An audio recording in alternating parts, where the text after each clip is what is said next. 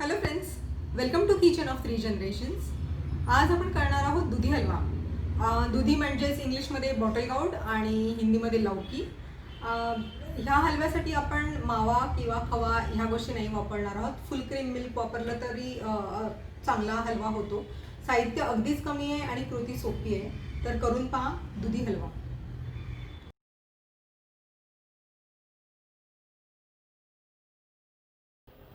आपण इथे घेतलं आहे 3 वाट्या किसलेला दुधी, 2 वाट्या दूध, 1 वाटी साखर, 1-1.5 टेबलस्पून तूप आणि इथे आपण थोडे ड्रायफ्रूट्स बारीक करून किसून घेतलेत.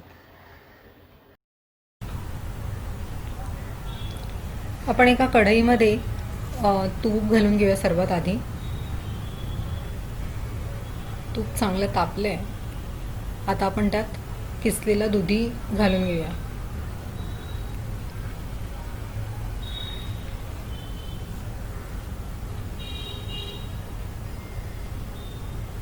तुपावर हे आपण चांगला भाजून घ्यायचं आहे दुधी, आणि सतत ढवळत राहिलं तर तो खाली चिकटणार नाही हे पाहायचं आहे.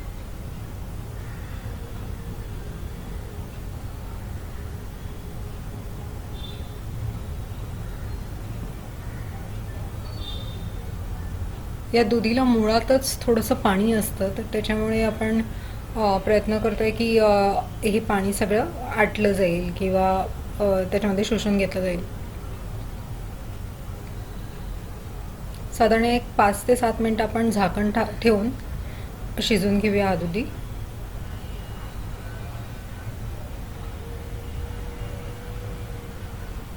आता झाकण काढून आपण बघतोय तर त्यातलं पाणी सगळं शोषून घेतलेलं आहे.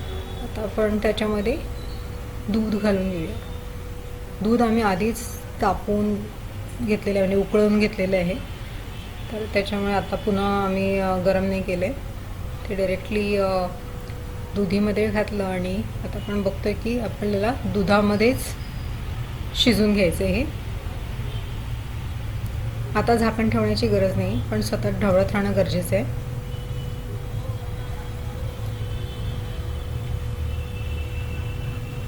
जेव्हा आपण दूध टाकतो तर ते थोडंसं फाटल्यासारखं वाटतं, पण सतत आपण ढवळत राहूया. त्याच्यासाठी काही पॅनिक व्हायची गरज नाही. सतत ढवळत राहूया. चांगली उकळी आली आहे त्याला आता, आणि ते बघतोय की दुधी चांगलाच शिजलं आहे. त्यातलं बहुतेक दूध आणि पाण्याचं प्रमाण कमी झालं आहे, म्हणून आपण त्याच्यात साखर घालूया. आणि साखर घालून पुन्हा एकजीव करूया. साखर घातल्यावर आता त्याला थोडंसं पुन्हा पाणी सुटेल आणि त्याच्यामध्ये आपण पुन्हा, म्हणजे झाकण ठेवण्याची गरज नाही, आपण पुन्हा सतत असं स्टर करत ढवळत राहूया आणि सगळं एकजीव करून घेऊया. नॉनस्टिक पॅन वापरलं तर जास्त चांगलं असं मला वाटतं ह्यासाठी.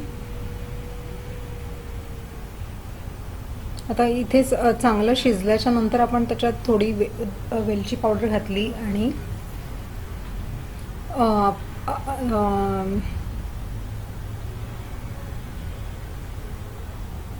आपले ड्रायफ्रूट्स जे आपण काप करून घेतलेत ते ड्रायफ्रूट्स टाकले.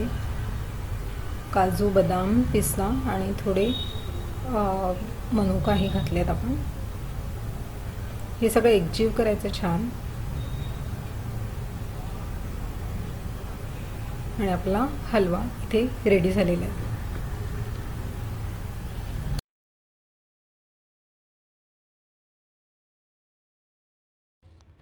तुम्हाला जर आमची रेसिपी आवडली असेल तर व्हिडिओला लाईक करा, शेअर करा आणि कमेंट करा. आमच्या चॅनलला सबस्क्राईब करा आणि बेल आयकन दाबायला विसरू नका, म्हणजे आमच्या पुढच्या पोस्ट आहेत त्या तुम्हाला लवकरात लवकर मिळतील. तर अशाच काही चांगल्या रेसिपी घेऊन येण्याचा आम्ही नक्कीच प्रयत्न करू. तोपर्यंत stay tune, stay safe, stay healthy. Thank you.